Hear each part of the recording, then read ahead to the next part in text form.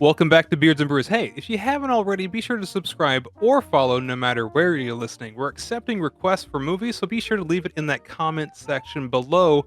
Fellas, this time around, we're starting to get that holiday itch, and what better way than just visit Gotham City? They seem pretty chill. I saw at least one snow. What'd you think of Batman Returns? Oh man, you saw a snow? There was like a penguin too. I seen at least many handfuls. What's a group of penguins called? A murder? Ooh. A march? That's not true, but I don't know. Sounds good. Yeah, I was gonna say it sounds legit, like a march of penguins starring Hugh Jackman. Or is that the one where he dances? No, that's Happy no. Feet. Happy Feet. I think somewhere in the middle we're thinking of Mr. Popper's penguins, but I think after watching this, he's very well Mr. Popper pissed off. Yeah, so we're sliding right from Halloween into Christmas, and what better way to bridge the two than Tim Burton in a Christmas movie in Gotham, Batman Returns, we got the penguin, we got the cat lady. It's a good time, isn't it? I can't believe you left out one of the most important characters. We got Shreck. What are you doing in my swamp? Not Michael Myers Shreck, but you know, Mr. Walken. Hey, Yeah. he's here. He's in New York. Yeah, it kind of threw me off. Like, his name in this movie is Max Shreck, and I was like, wait, that sounds familiar. No, not because of, donkey. No, that's the name of the guy that played Nosferatu, the original, Nosferatu. That's his exact name. Why'd they do that? Well, I can definitely see, the cinematic reference, cool in them. They had no clue that, 20 years later that, somebody once told me the world was going to roll me. From what I understand, and I am not like a Batman historian, but my roommate goes deep.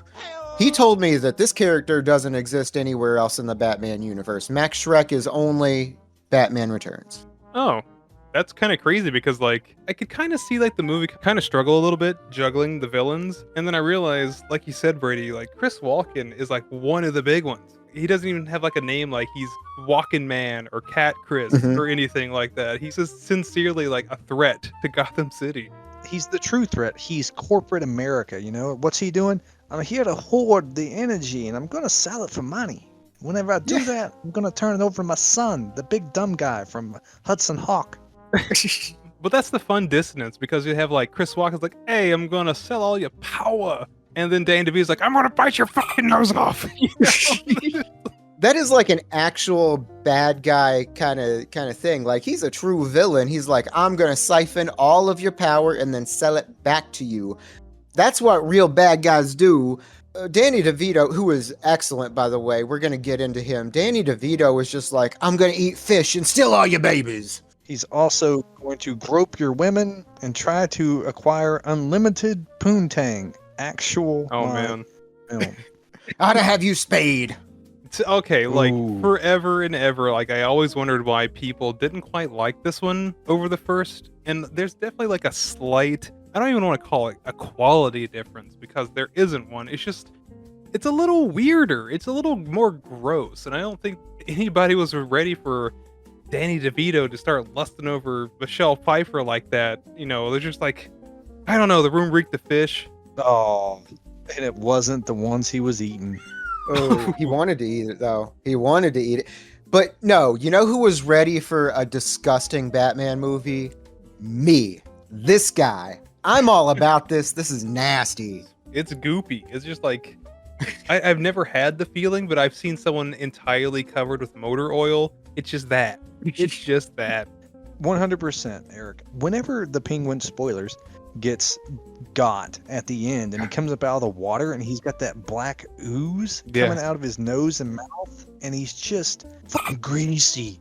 It's just chef's kiss. Yeah, he reminds me of, do you guys remember the Are You Afraid of the, this is pretty niche, I think, the Are You Afraid of the Dark episode, The Tale of the Ghastly Grinner? That's what it's just oozing black out of his mouth or something. It's nasty. I like it. It's some guff for sure. I can totally see why they didn't make it red. Kids are still going to watch this movie and buy the cereal. Fantastic. But hey, you're right. There's something special about the grime on this man. And there are a couple shots where I'm just Jesus Christ, don't show me his crotch ever again. the little the unitard that he put him in, or whatever you want to call it, he looks like Bastion Booger from the 1990s WWF. He just looks nasty, and I want more of it. That's a fucking amazing call. Like, again, when he gets got and he falls in, he's like, a nice drink of ice water. And then he falls down, and you get to see his body shape just highlighted by the unitard he's wearing. All you can do is go, like, ugh. God bless him. No, we didn't cover the first movie. If you want to see it, be sure to subscribe. We just might get to it. I didn't do fucking shit. We get a nice little flashback at the beginning, too. And I didn't know Pee-wee would murder a child, to be honest. I'm going to put that out there. I mean, he left enough of them in that adult theater, huh? Oh, man. I think he left a lot of kids there, I hear. Yep, on the back of the seat. But yeah, this is one of evidently many Penguin origin stories. I don't know if there's like a true one, but I don't think it matters. He was deformed at birth. Clop, clop, clop. Started eating cats. He's gonna try and eat more, and then they're just like, nah, we gotta get rid of this bitch. We got too many cats. Man, Gotham is the city of opportunity. You can just be born a mess and still rise to the top. He ends up in the sewer and floating down into like what the equivalent would be to like the Central Park Zoo, and raised by penguins. Like fucking Tarzan of the sewer. Damn. Oh. Do they have like nipples? Can they breastfeed him? I have nipples. Can you milk me, Greg? Oh, wait. Oh, hey. Whoa, wait, what? No, they just went to the fucking store, guys. Do penguins have money? They don't need it. They stole it. That's why he turned to a life of crime. Okay. It was the penguins that turned him rotten. That makes sense. This is all coming together. Yeah, it's kind of like how Michelle Pfeiffer got all catted up when she fell down and whatnot. You know, little baby Johnny DeVito floated in. They start nibbling at his little feet. Boom. More ugly. Yep.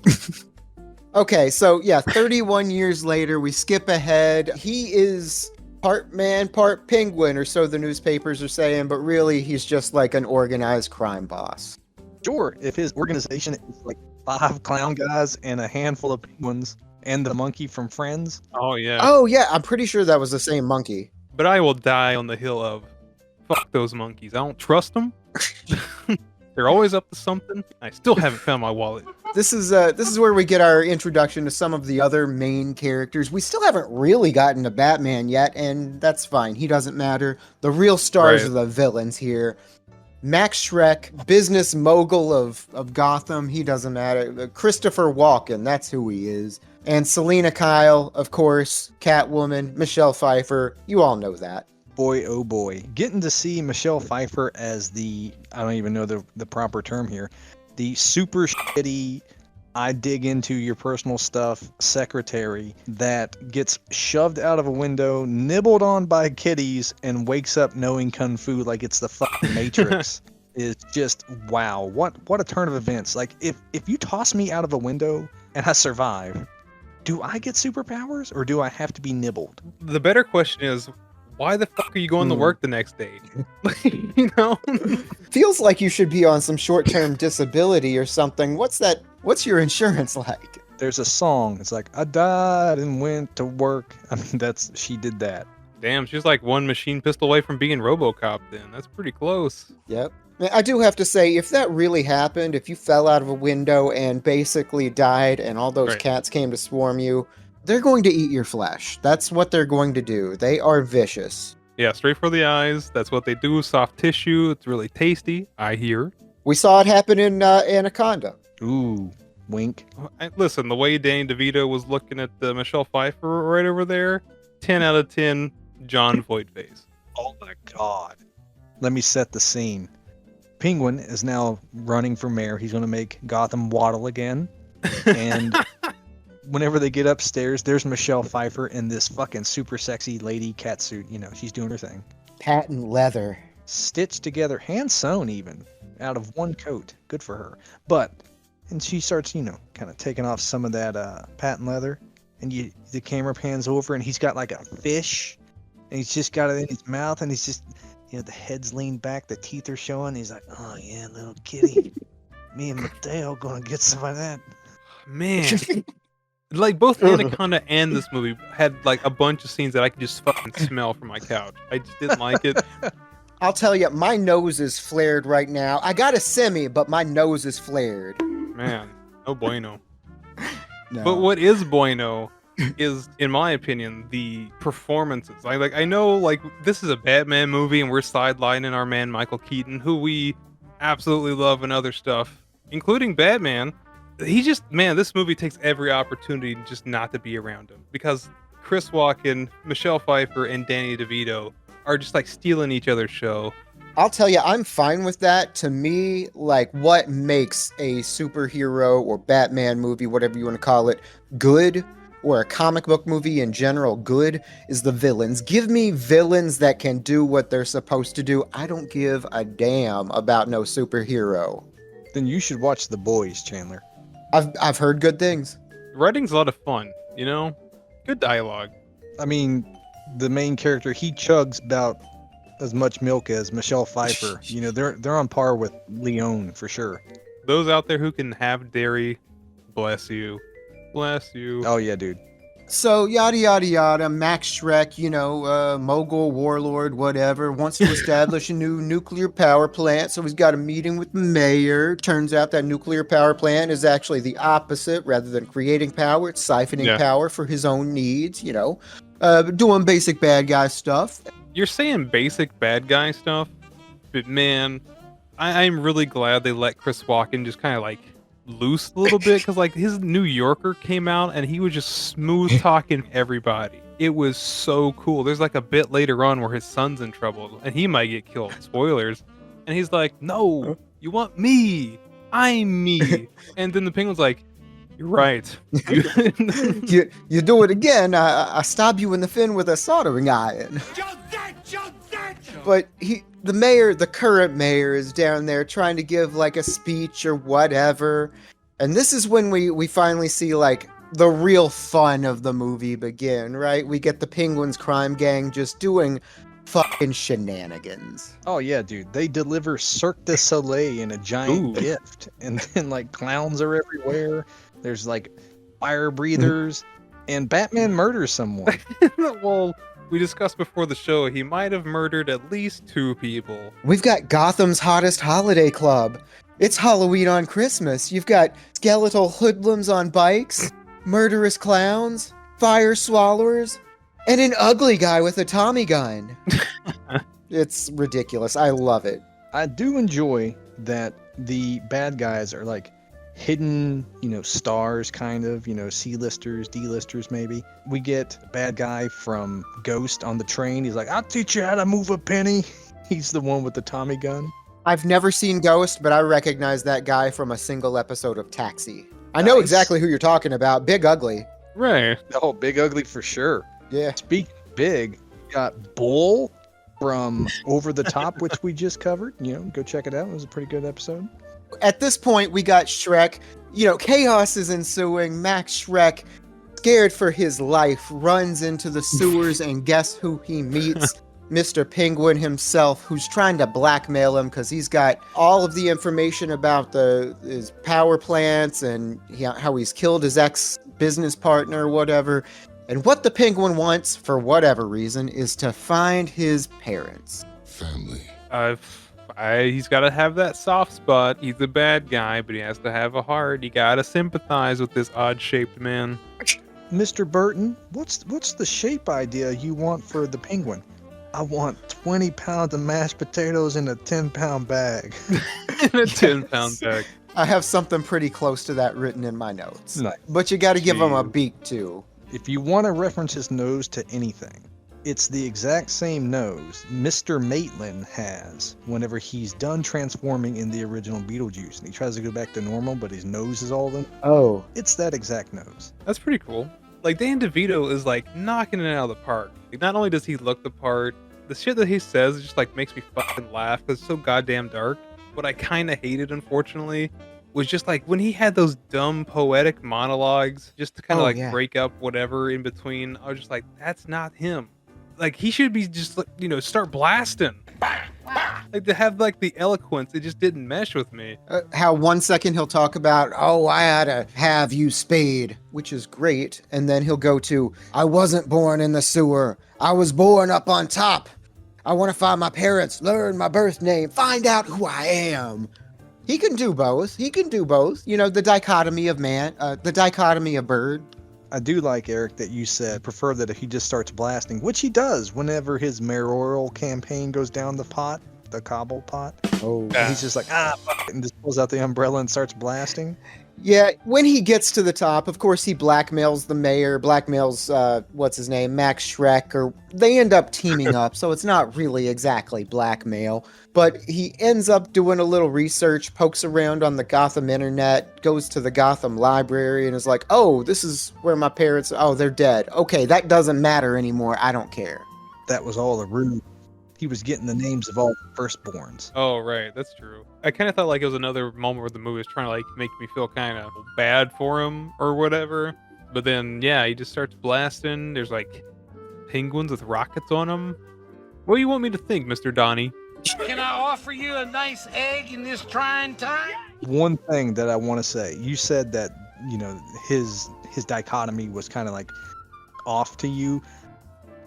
I won't say it was off. I will say that he is just so much more lovable and enjoyable to watch when he's just being the grotesque, insane version.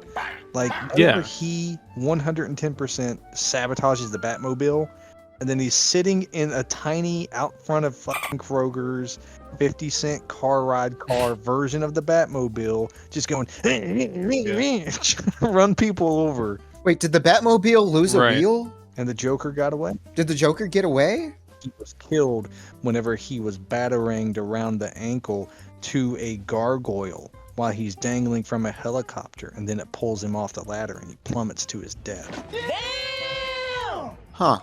I gotta rewatch that. In this one, they orchestrate this little thing where the Penguin saves a stolen baby, a fake stolen baby, whatever. He becomes a hero, and that's when they're like, we're gonna make this guy run for mayor for whatever reason. Anybody know why he wants to make the Penguin run for mayor? Merchandising! Oh, that makes sense. 100%. But also like kind of like hidden in plain sight. Like all the attention is on the Penguin. And like he can pretty much just coerce him into like doing whatever he wants, including the litigation to get his power plant finished off. That makes sense. Okay. But with all that planning, he forgot to hire a hairstylist. What the fuck was on Chris Walken's head? He looks like a shuttlecock. What is that mess? I thought it sold the character so hard with that super pressed, crisp, thick pinstripe suit. He just looked bought the fuck on for like the animated series, you know what I mean? And the hair could have been done when the Penguin taught him the French flipper trick. Ugh. Oof. Is that like one in the pink, one in the stink? Is that what we're talking about? Because he's just got two. If you count the thumb. Oh man, now it's a stunk. Ugh. So anyway, we've got a little romantic angle to this too that we haven't really talked about. There's a point where Batman sort of briefly saves Selina Kyle before all of this mess, and then after she becomes the Catwoman, she gets all disheveled and stuff, and they meet at Shreck's office, and they get a little flirty there, and then they run into each other. You know, they have another little meet cute out on the street. He invites her up to dinner, and they get a little flirty. He doesn't quite get to smash, but maybe he's getting there. But then shit hits the fan. Some ice princess that nobody cares about gets thrown off a roof or something, and there's no cats down there to save her. I mean, I'm just glad Michael Keaton's back on screen. It's been a while. Like he just kind of like he's almost like a side character in his own movie. He returns. He just kind of comes back here and there throughout the film. It's true. The real star is the returns. Oh, what's he doing in the meantime? Just like squabbling with Alfred about some cold ass soup? Dude. This is vichyssoise. It's supposed to be cold. You uncultured swine. That's it. Like, Michael Keaton and his entire role of Batman through this thing, other than, again, let me yell it, merchandising with like the Bat Glider and the new Batmobile look and the different ways that he wants to do shit to kind of like stand out, sell a product. Other than that, You do not see him until the last 15 minutes of the film. Batman the Sardine. Kids are gonna love him. Well, with all the fish and stuff they ate, it just seemed like they were consuming a massive amount of it, almost as much as you would feed a walrus, maybe. Sounds about right. And what I've got here today is from Roadhouse Brewing Company out of Jackson, Wyoming. This is the Walrus Goo Goo Gajoob. This is an 8.3% alcohol by volume hazy IPA. This one is brewed with peaches and tangerines. Smells like it too. It's not all that heavy though. There's a little bit of hoppy backbone, but it's not especially green. This is New England style, and it's a pretty good one too. This is honestly actually really drinkable. I'm gonna keep going with it. Y'all press on. Well, hey, let's just keep on going with it. And Batman finally back in his own movie.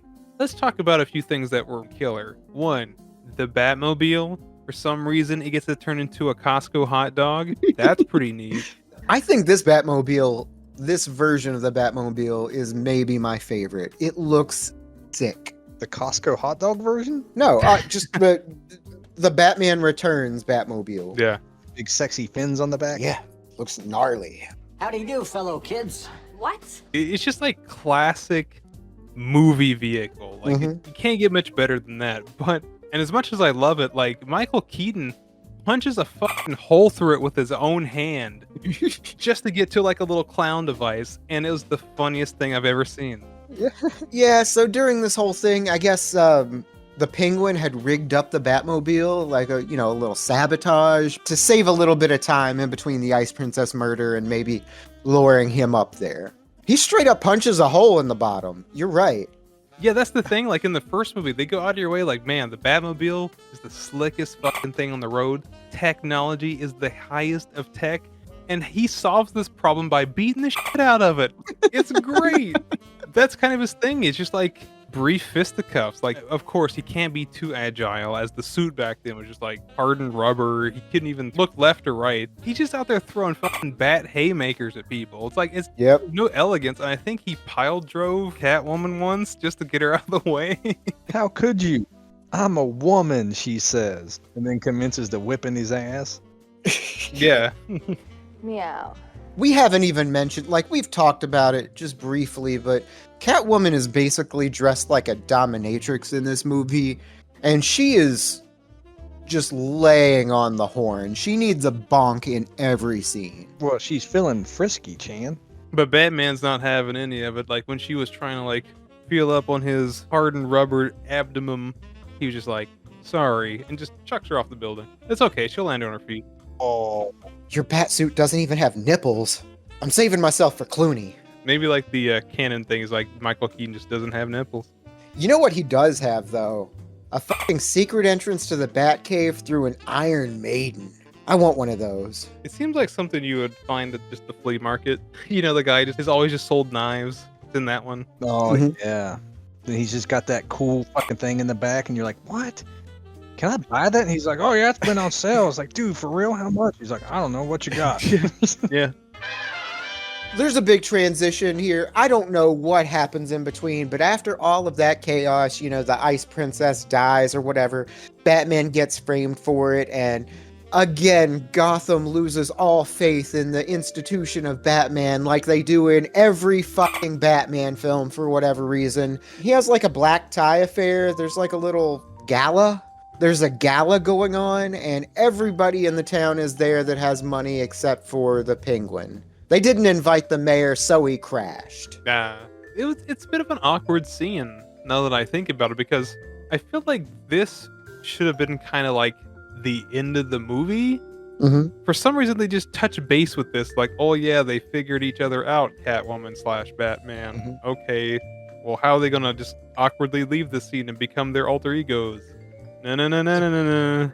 Yeah, in the original Batman series, this would just be like a title rap or whatever they call it.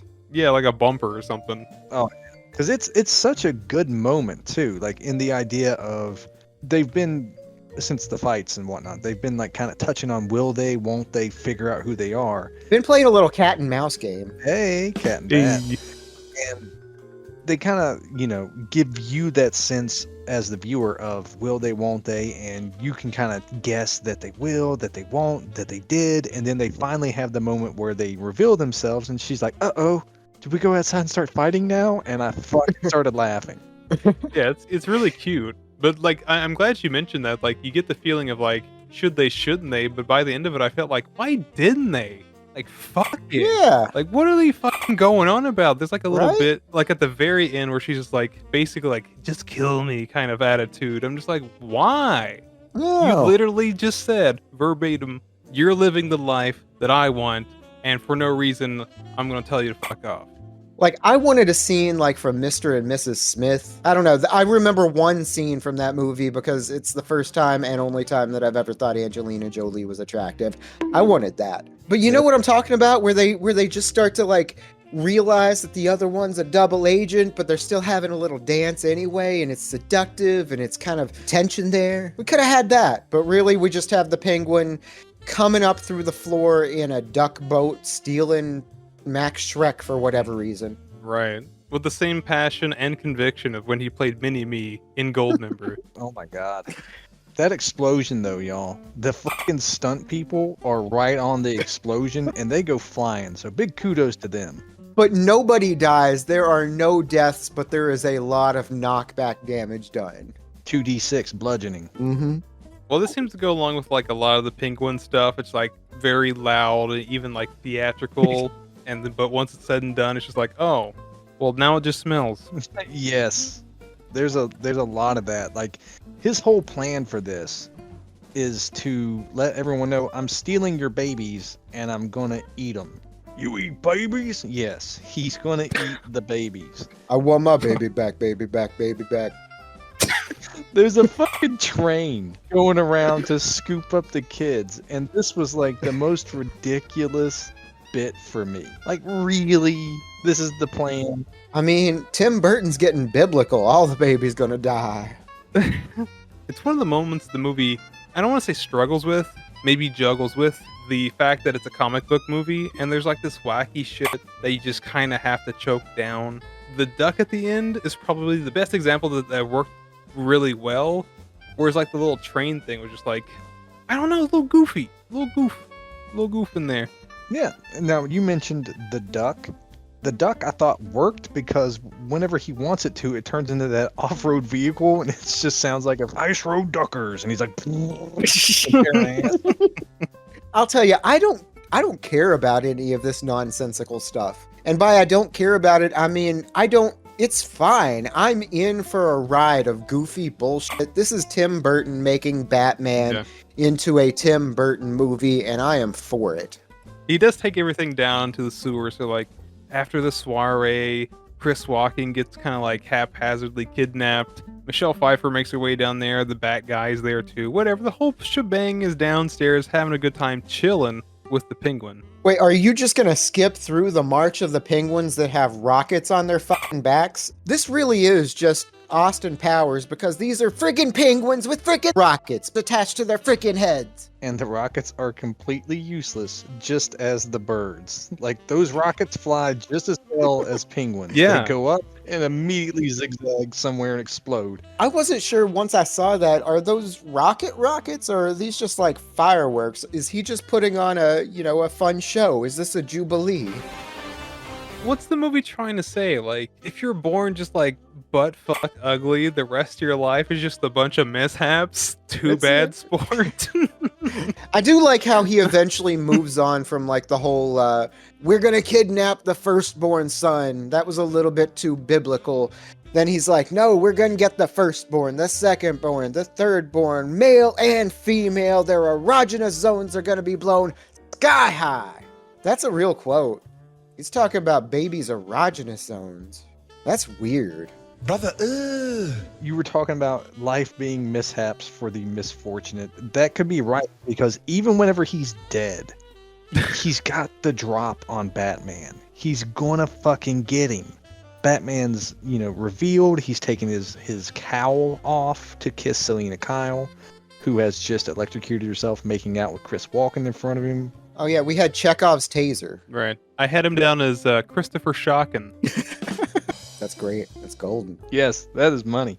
And he goes to pull out one of the many machine gun umbrellas he has. Stuffed animals fall down, and his last words, before he says ice water, is, "Oh, got a cute one." This is PG-13, so they're allowed one. This is his one. He says, fuck, I picked a cute one. That should have been it. He didn't need the ice water line. That should have been where they left it. That does kind of make me want like a hard R Danny DeVito penguin. Just let him loose. Have you guys watched this Penguin TV series? I haven't, but I've heard that it is amazing. Well, little Colin Farrell, he's good as a character actor. I really enjoyed him in Fright Night. Yeah, I give it a pass because remakes, I'll have to check that out. But yeah, he does get a send-off. His family, and by family I mean actual fucking penguins, give him a burial at sea. And by sea, I mean the sewer. Yeah, so burial at P. Fantastic. You got shit in life and shit in death. Like, this guy just fucking gutterballed an entire existence. Like, I don't know how to feel. It's probably an improvement in smell, honestly. Hey, yo, this dude smell like piss and fish, huh? Ah, yes, British cuisine. But yeah, Catwoman, she's not there. We get a good look at Max Shreck, who is a Spirit Halloween burned up dummy, which is fucking great. Yeah. And after that, Catwoman's not there because she's on her final life. And that's been a recurring theme. How many lives can she burn through to get her revenge? And she disappears with her final. And you're kind of left with the thought of Batman sitting at home with the snow coming down. He kind of looks up to the sky, and there's the bat signal, and there's Catwoman, and you go, ooh, sequel bait. But we'll never know, because the Keaton universe Batman ends there. Not in the Flash, it ends there. I barely know that it exists. Yeah, the Flash only exists as a goof. That's it. But really, in my head canon, she's sneaking into the Bruce Wayne estate because she knows his identity now. She's sneaking in, giving him a little claw job. Ooh, ow! What the hell? Those things were barbed and curled. He has an Iron Maiden as an entrance. He's into some weird, freaky stuff, y'all. He's got a litter box in his bathroom waiting for her. Oh, is that what that big truck of kitty litter was trying to deliver to? Just there. 100%. 100%. Do you know what else he bought at that place where he got the Iron Maiden, that little shop in the mall? A whole lot of laser pointers. Dude. Batman Returns brought me a ton of fun still. Like, when you watch this, the feel of Christmas is definitely there. I'm not going to put it up there with like Home Alone, but it's definitely got that Christmas vibe. The actors, all of them, are super into their roles. Michael Keaton's lips are beyond pouty. Michelle Pfeiffer is definitely enjoying this empowerment of Catwoman role. Danny DeVito, he's always in, phenomenal character actor. And you cannot beat Chris Walken just, hey, they're paying me to be here, so I'm gonna do what I do. It's a good time, man. Just, mwah. Batman Returns. High five. I still prefer the first Batman, like the 89 classic. That movie is just like this lightning in a bottle. I don't know, there's something, like everything went right on this one. But Batman Returns, still pretty good. It's just like, I don't know, it's like Temple of Doom to Raiders, like it's not bad by any means, but just like there's maybe missing like a little charm, a little weird. It's just not quite the same. It's palatable, and you're just like, well, it's almost like there's a movie missing in between. Other than that, it's still a great time, man. Like you said it, Brady. Michelle Pfeiffer, Danny DeVito, Christopher Walken, even in that 10 minutes we get of Michael Keaton, they're all great. The chemistry between them is fucking phenomenal. The set design is great. A lot of fun. Seeing the classic Batmobile, the Keaton Mobile is just wonderful. It's just classic cinema. There's still something here, though I prefer the first one. This is still a great time. Recommended. I like that comparison between this and Temple of Doom because while Batman might be the better movie, I think I like this one more, and I think I like Temple of Doom more than Raiders. This has got some weird stuff in it. This is grimy. This is weird. This is really enjoyable. I don't care about the warts and all because I'm down for some warts. Yeah, this is just a lot of fun. Tim Burton at his most Tim Burton in the Gotham universe. I love this. Yeah, this might be my favorite Batman movie. It might not be, but I at least enjoy it more than the original Batman. So take it for what you will. Well, there you have it. That was the return of Batman in Batman Returns. If you have any strong feelings about the show or the movie, leave it in that comment section below. Make sure you hit the like and subscribe buttons, whatever buttons you got, so you don't ever miss what we've got brewing up next for you. Get out there and follow us on social media. We got all that stuff, so you can find us on YouTube as well, and anywhere podcasts are available. Give us a listen. Sometimes we're pretty funny. You know, we'll get you laughing so hard you might need a big old drink of ice water. And that's what I call high quality H2O.